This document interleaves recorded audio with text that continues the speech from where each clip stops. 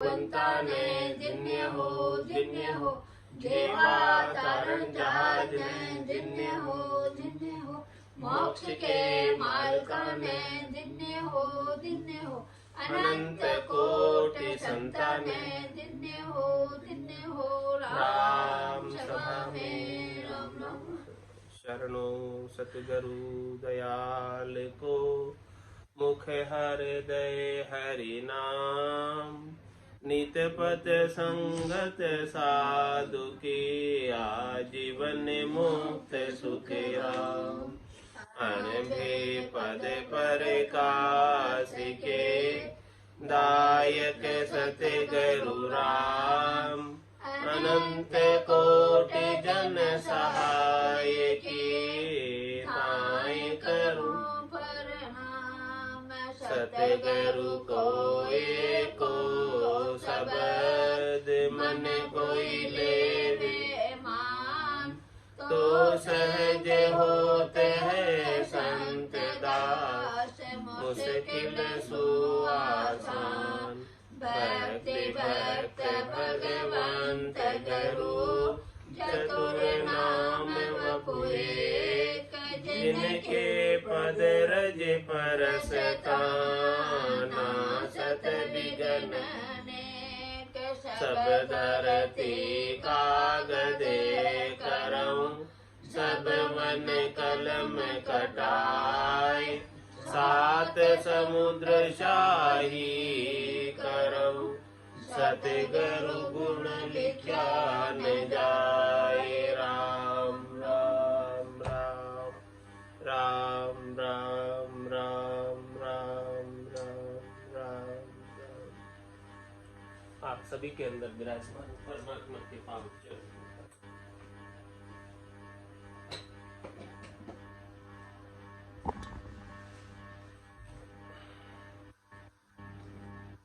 अनंत श्री सदगुरु सुखराम जी महाराज की अंडे ग्रंथ बेली ग्रंथ अमृत साठ चल रहे। महाराज फरमा रहे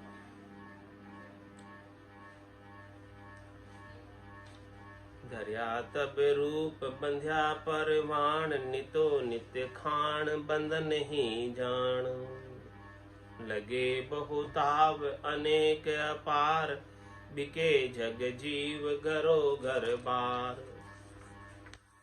भले बहु फेर अनेकू हो ये दुखी बहु रूप गड़ी जे जो पड़े बहु मार अनेकू ठोड़ तुम्हें यूं ब्रह्म पड़े बहु जोड़ बिछूटी घात तजी तब खान माया सो माय भिड़ो तब आन तुम्हें यूं ब्रह्म कहा वो राम धर्यो मन रूप तजो निज धाम।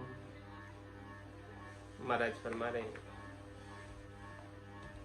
कि जब ये शरीर धर कर आ गया रूप धर के आ गया तो इस शरीर के बंधन में आ गया मुक्त चेतन होते हुए शरीर के साथ बंध गए शरीर के सुखों में बंध गए और नित्य नित्य खान बंधन ही जान जब तक ये जन्म धरती रहेगी कोई भी खान में तब तक वो बंधन में ही रहेगी बंधन से अलग हो नहीं सकती और यहाँ बंधन में आकर लगे बहुताव अनेक अपार बिके जग जीव गरो गर बार इस बंधन के अंदर बहुत अधिक ताव लगते लगे बहुताव अनेक अपार ताव लगते संसार के अंदर अनेक तरह के ताव उसको दुख उसको सहन करने पड़ते दुख और बिके जग जीव गरो गर बार ये जीव जो है इस संसार में घर घर में बिकता रहता है बिकने का मतलब कभी किस घर में गया कभी किस घर में गया कभी किस घर में गया इस प्रकार से वहाँ इसका बिकाव होता रहता है ये आगे से आगे चलता रहता है बिकता रहता है और आगे से आगे इसका कार्यक्रम सारा बढ़ता रहता है मरेंगे मर जाएंगे कोई न लेगा नाम उजड़ जाए बसाएंगे छोड़ बसंता जाओ बसंत गाँव छोड़ बैठ सके तो लगे बहुताव अनेक अपार बिके जग जीव गरो गर पार इसलिए घरों घर में जाता है और वहां जाकर बिक रहा है। भले बहु फेर अनेकों हो, ये दुखी बहु रूप गढ़ी जे जोई। महाराज फरमाने कि भले ये अनेक वस्तुओं के रूप में बनता है, अनेक शरीरों के रूप में बनता है, लेकिन दुखी बहु रूप गढ़ी जे जोई। और ये जब गढ़ा जाता है तब इसे बहुत दुख होता है, यानी गर्भवास में इसे बहुत कष्ट सहन करना पड़ता है, दुख सहन करना पड़ता है, तब इसका शरीर बनता है। शरीर ऐसे ही नहीं बनता है। 9-9 महीने गर्भ के अंदर ऊंधे लटके रहना पड़ता है, मलमूत्र का संग वहां रहता है, ऐसी स्थान पर जहां श्वास नहीं लेने में आती है, ऐसी जगह पर उसे गर्भवास में 9 महीने का समय व्यतीत करना पड़ता है। तो भले बहु फेर अनेक हो, ये भले अनेक हो, किसी भी शरीर में जावे, हर एक शरीर के अंदर इसी प्रकार से उसे गर्भवास के दुख देखने।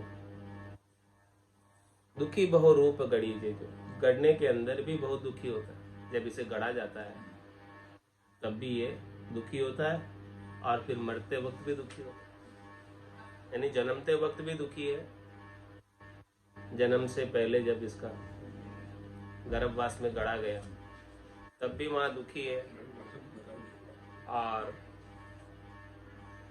फिर जब गढ़ा जा रहा है, फिर जब मृत्यु हो रही है तब फिर दुखी हो रहा है। तो यहाँ देखो शरीर के संग कितने दुख सुख जो है इसको सहन करने पड़ रहे हैं, और इसको कितनी जगह कितनी मार खानी पड़ रही है। पड़े बहु मार अनेकों ठोड़, तुम्हें यूं ब्रह्म पड़े बहु जो। तुम ब्रह्म होकर इस प्रकार से अनेक स्थानों पर जा रहे हो और बहुत अधिक मार खा रहे हो।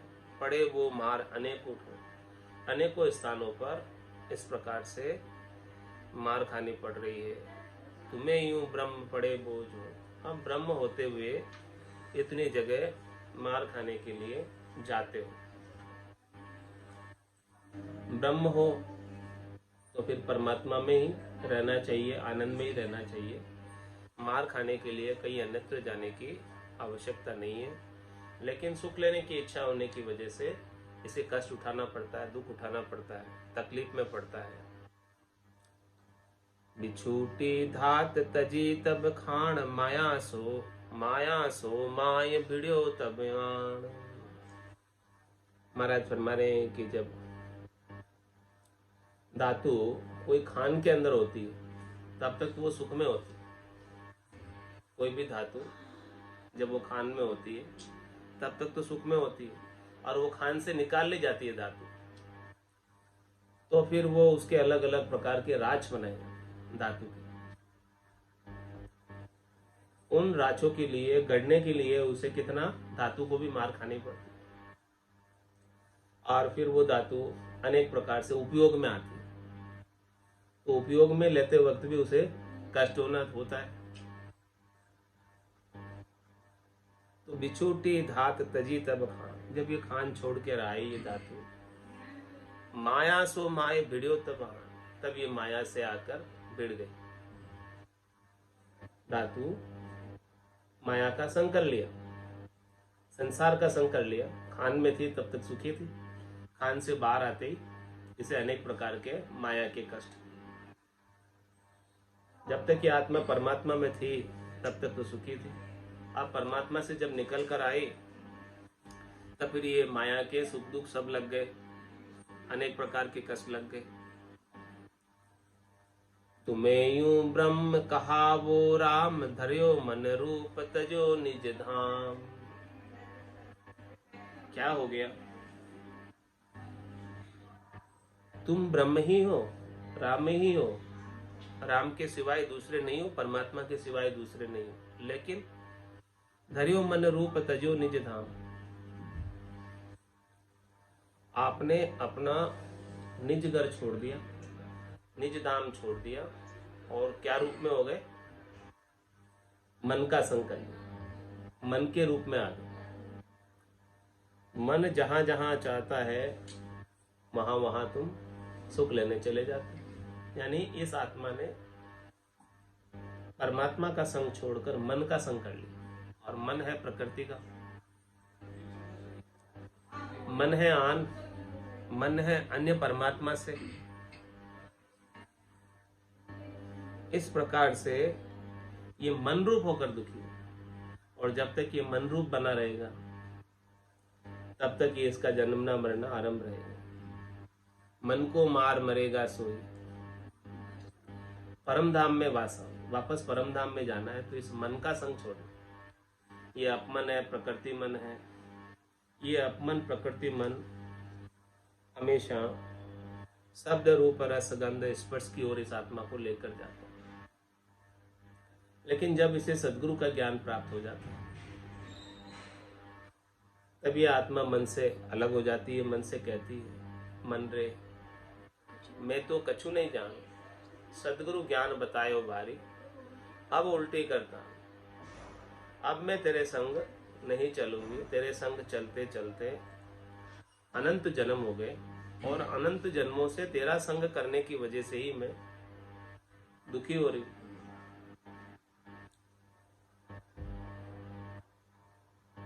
मन रूप होने की वजह से ही मैं दुखी हो रही हूं। यदि मैं मन रूप नहीं होती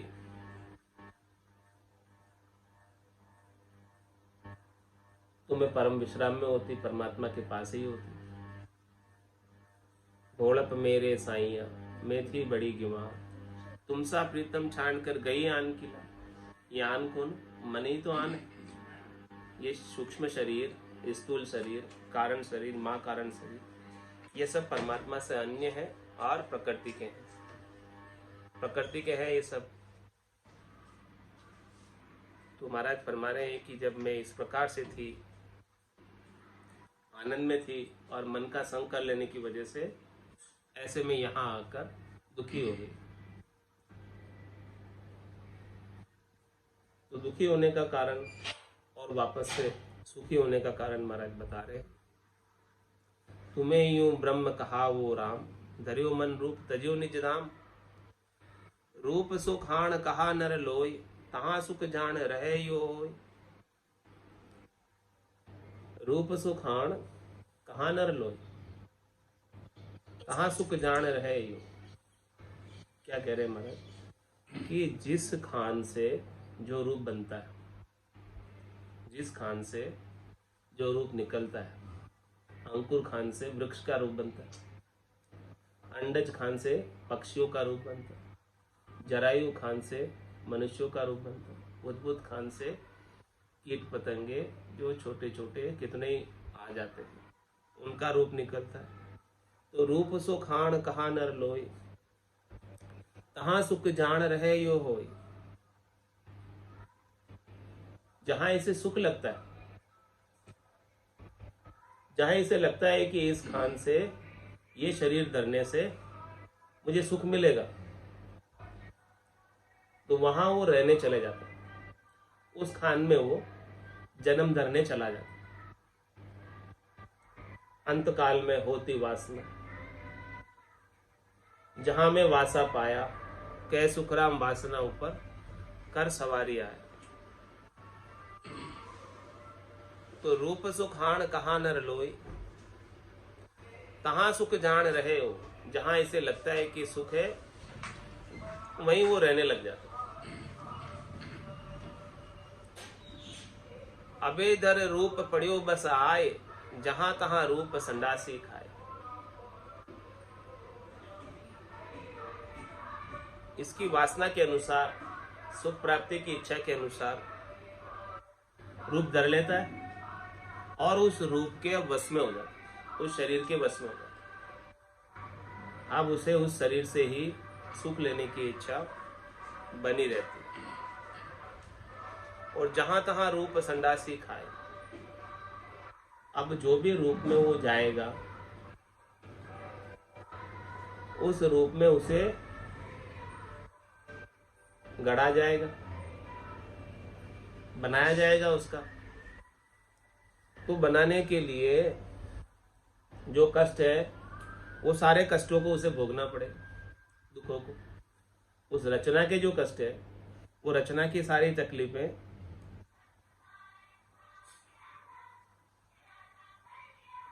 और फिर उस रूप में जाकर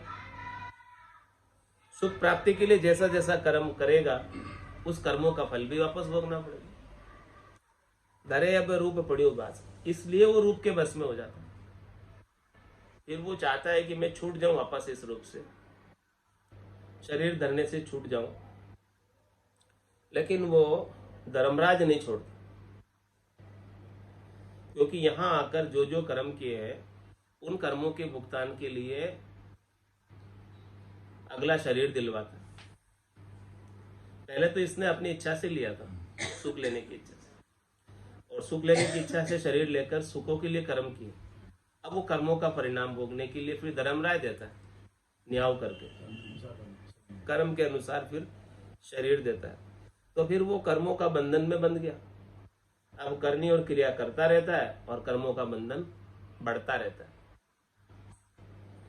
कर्मों की गठरी और मोटी मोटी होती जाती है, कटती नहीं। इस प्रकार से ये कष्ट भोगता रहता है। सह दुख शीश पिलीजे आन, पड़े दुख धात बिछूठी खान। तो इसके शरीर के ऊपर, शीश के ऊपर दुख सहन करने के लिए पीली जाता है। पीली जाता है यानी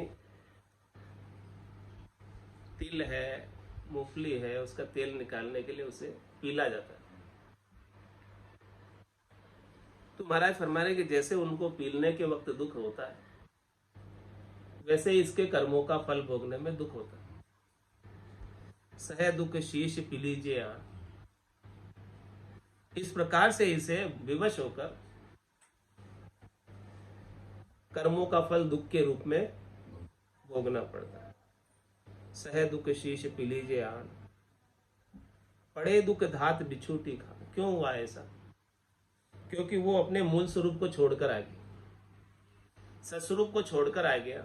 ब्रह्म था, ब्रह्म से निकल कर आ गया, बिछट कर आ गया, इसीलिए ये दुख में पड़ गया। जिस प्रकार से धातु जब तक खान में थी तब तक तो सुखी थी, उसको कोई काम नहीं करना पड़ रहा था।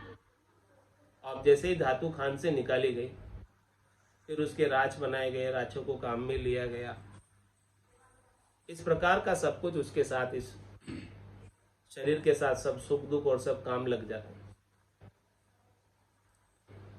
पलटिया नाम धरिया नर नार, गड़ाया कांकण पायल पार। क्या परमात्मा? इस प्रकार से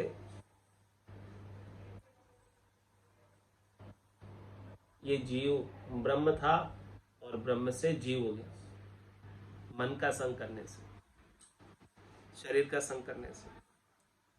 और इस शिव का नाम नर नारी हो गया। शरीर का जैसा उसने शरीर धर लिया, उस शरीर का नाम उसका नाम हो।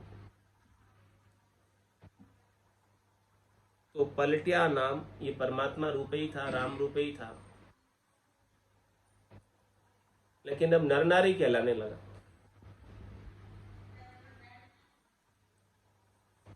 किस प्रकार से कहलाने लगा? गड़ाया कांकण पायल पार। इस प्रकार से सोना था, सोने से कांकण बना दिए, पायल बना दिए, घुंघरू बना दिए, अलग अलग चीजें बना दी। अब उनका अलग अलग नाम हो गया। इसी प्रकार से जैसा जैसा ये शरीर धर लेता है, उस धातु से जैसा जैसा ये आभूषण बन जाता है, जिस जिस रूप में आ जाता है, उस रूप का नाम उसे मिल जाता है और उस रूप के नाम के अनुसार वो कहलाने लगता है, जानने लगता है, पहचानने लगता है। धरी बहु जात छती सुआय, अभय अंग दो ये जहां तहां कहाय। इस प्रकार से इसने 36 जातियां धारण की।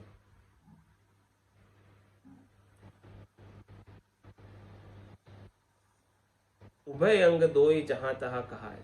महाराज फरमा रहे हैं कि इसके दो ही अंग वैसे ही है जैसे धातु से अलग अलग चीजें बनी है, जेवर नाम अलग अलग रखे गए, वैसे ही मनुष्यों की भी अनेक जातियां होती है तो सबके अंदर स्वर्ण सोना है, तो सबके अंदर एक परमात्मा, लेकिन उनके उपयोग के अनुसार, काम के अनुसार नाम अलग अलग। तो इसी प्रकार से मनुष्य जैसा जैसा काम करता है उस काम के अनुसार उसकी जाति, कर्मों के अनुसार जाति पड़ जाती है। इस मनुष्य शरीर धरकर वो जिस काम में प्रवृत्त होता है उस काम के अनुसार उसको जात में बाजने लगता है कि इस जाति का है। तो जातियां सब शरीर की है, जातियां सब उनके कर्मों के अनुसार, काम के अनुसार है। एको मूल आदो अनादो होय, अबे भरम नाम कहाया दोय। आद अनादि से वो एक ही था, परमात्मा रूप ही था, लेकिन अब भ्रम की वजह से दो कहलाने लगा, नाम इसका अलग बाजने लगा। भ्रम क्या था? शरीर संसार के सुख लेने। ये भ्रम उसके भीतर घुस गया कि मुझे इस शरीर से, संसार से, इंद्रियों से, वस्तुओं से, प्रकृति से सुख लेना है। उस सुख लेने की भ्रम की वजह से ये परमात्मा से न्यारा बाजने लगा, न्यारा कहलाने लगा। यदि ये भ्रम मिट जाए, वापस परमात्मा रूप हो जाए, वापस राम रूप हो जाए, जो दो कहला रहा है, अलग कहला रहा है, न्यारा कहला रहा है, बूंद कहला रहा है, वापस सागर ही हो जाए। जैसे बूंद मिली सागर में, पकड़ सके क्या कोई कर्म, वापस सोना बन जाए, गला दो। जीव ब्रह्म मिल भया समान, और ब्रह्म मिलिया कर्म करे ना। ये जीव जो है ब्रह्म में मिलकर ब्रह्म के समान हो जाता है, और एक बार ब्रह्म में मिलने के बाद फिर इसे कोई काम करने की आवश्यकता नहीं रहेगी, फिर अन्य कोई काम करना ही नहीं उसको। अन्य काम जब तक ही है जब तक वो ब्रह्म नहीं हुआ, राम रूप नहीं हुआ, वापस परमात्मा में मिला नहीं। ऐसे तू ब्रह्म विचार हुए एक, नारी नर जीव सबे यूं एक। क्या परमात्मा मन, इस भ्रम की वजह से तू अलग कहला रहा है, और ये भ्रम का विध्वंस सदगुरु कर रहे कि तू अब ब्रह्म का विचार कर कि तू ब्रह्म ही है, तू नर नारी नहीं है, तेरा शरीर का नाम वास्तविक नाम नहीं है, तेरे शरीर की जाति वास्तविक जाति नहीं है, तेरे शरीर की गोत्र वास्तविक गोत्र नहीं है, तेरी वास्तविक जाति तो ब्रह्म है, परमात्मा तेरी जाति है, उस परमात्मा जाति का है तू, और बाकी ये शरीर संसार पूरा प्रकृति जाति का है। ये दोनों की जातियां अलग है। तूने विजातीय संग किया है, इसीलिए दुखी हो रहा है। वापस अपने मूल स्वरूप को प्राप्त कर ले, वापस अपने आज स्वरूप को, निस्वरूप को प्राप्त कर ले, वापस अपने सत्स्वरूप को प्राप्त कर ले, वही तेरा सच्चा निजगर है। ऐसे तू ब्रह्म विचार हो गए। इस प्रकार से तू ब्रह्म का विचार करके परमात्मा से एक हो जा, मेक हो जा, अरस हो जा, परस हो जा, और वापस राम रूप ही हो जा। इस प्रकार का तू विचार कर कि तू अलग नहीं है परमात्मा से, अलग तो केवल भ्रम की वजह से हो गया था। अब वो भ्रम का विध्वंस कर ले, भ्रम को मिटा ले, तो क्या होगा? नारी नर जीव सबे यूं। तो नर नारी और जितने भी जीव हैं वो परमात्मा के अभिन्न हो जाएंगे, भिन्न नहीं रहेंगे। भिन्न जभी तक है जब वो अपने आप को न्यारा समझते हैं परमात्मा से। किसकी वजह से? सुख लेने की इच्छा की वजह से। और जब सुख लेने की इच्छा मिट जाएगी, भ्रम वो मिट जाएगा, तब ये परमात्मा रूप, राम रूप ही हो जाएगा। फिर उनमें और परमात्मा में कुछ अंतर नहीं रह जाएगा।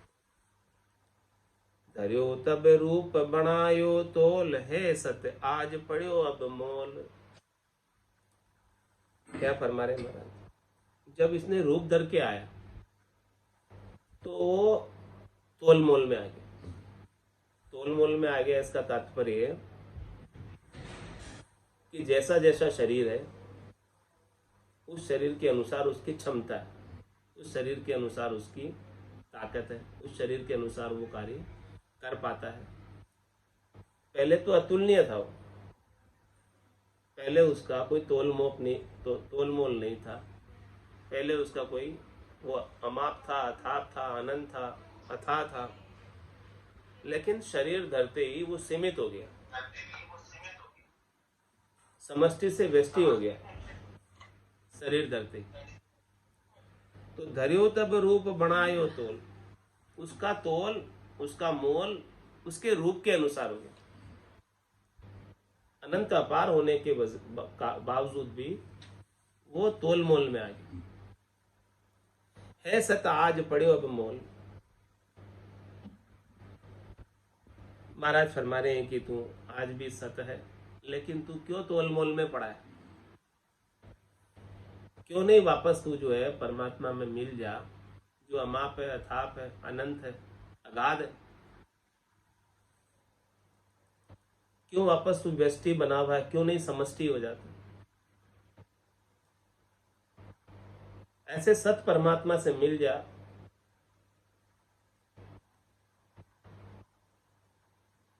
कि तू तोल मोल से रहित हो जाए, और फिर कितना सामर्थ्यवान हो जाएगा, कितना शक्तिशाली हो जाएगा। जितने सामर्थ्यवान शक्तिशाली परमात्मा है, क्योंकि परमात्मा का ही अभिन्न अंग हो जाएगा।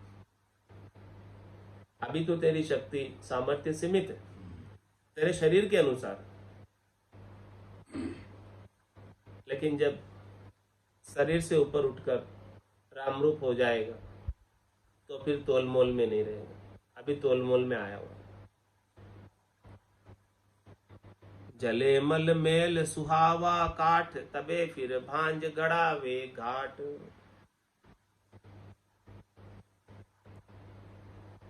महाराज फरमा रहे हैं कि जब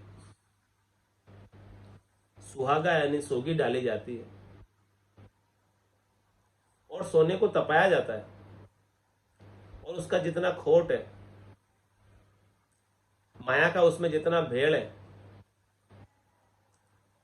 वो सब न्यारा किया जाता है और उसे तपाकर, गड़ाकर, आभूषण को भांग कर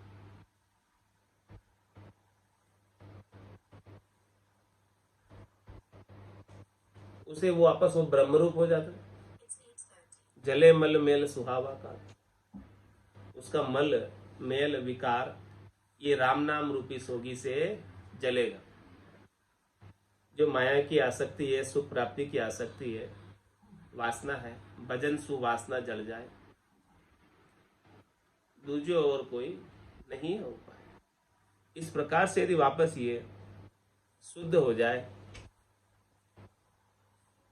तो महाराज फरमा रहे तबे फिर भांज गड़ावे घाट। जो उसका घाट गड़ा हुआ था, शरीर गड़ा हुआ था, घट गड़ा हुआ था, उसे भांज दिया जाएगा। उसे भांज कर, सोगी डालकर, शुद्ध कर कर, माया का खोट उसमें से निकालकर, शुद्ध सोना बनाकर परमात्मा में मिला दिया जाए, मिल जाए। परमात्मा में कब मिलेगा? शुद्ध होकर, निर्मल निराट होकर। कुछ भी माया का खोट रहेगा, भेल रहेगा, तो वो परमात्मा में नहीं मिल पाएगा। इसीलिए उसे राम नाम की सोगी से साफ किया जाता है, ब्रह्म की अग्नि में तपाया जाता है।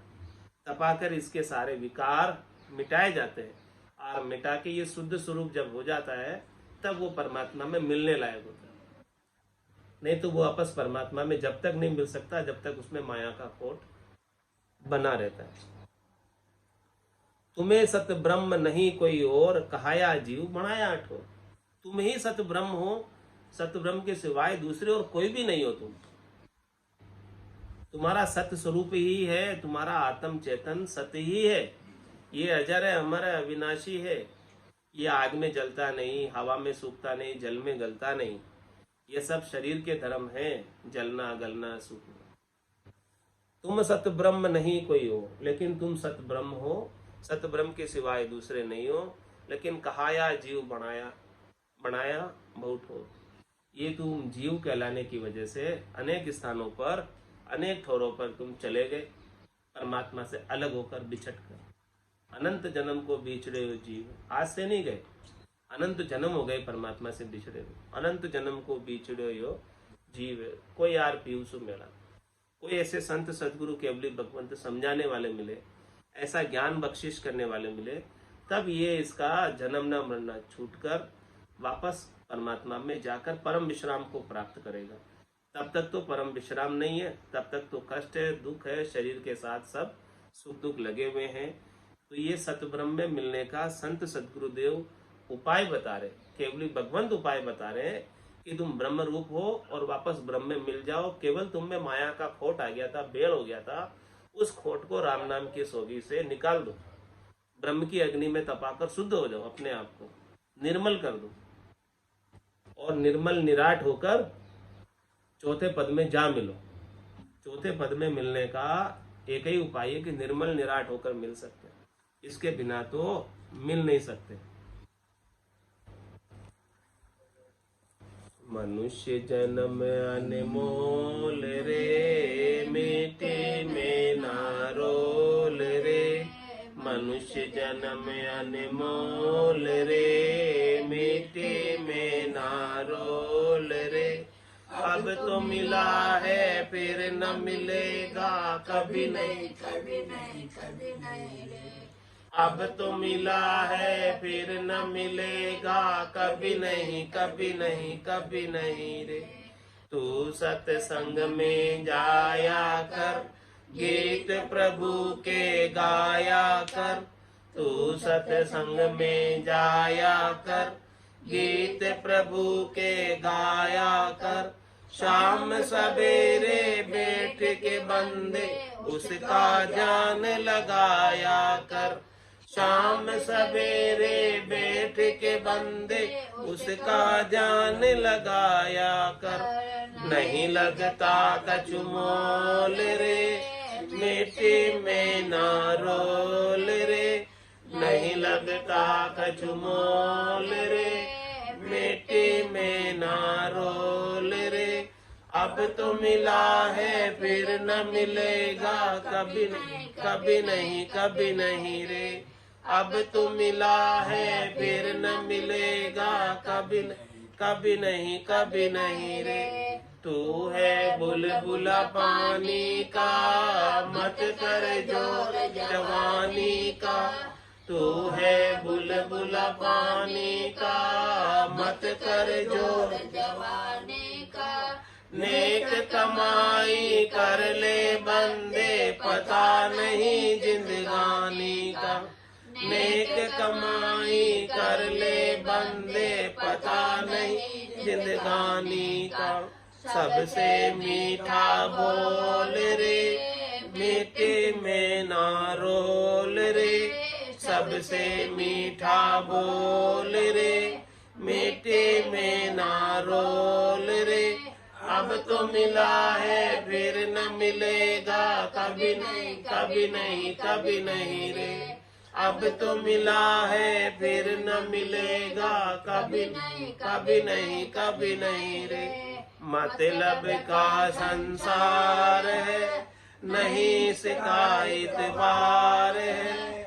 मतलब का संसार है, नहीं शिकायत बार है। संभल संभल कर चलना बंदे, फूल नहीं अंगार है।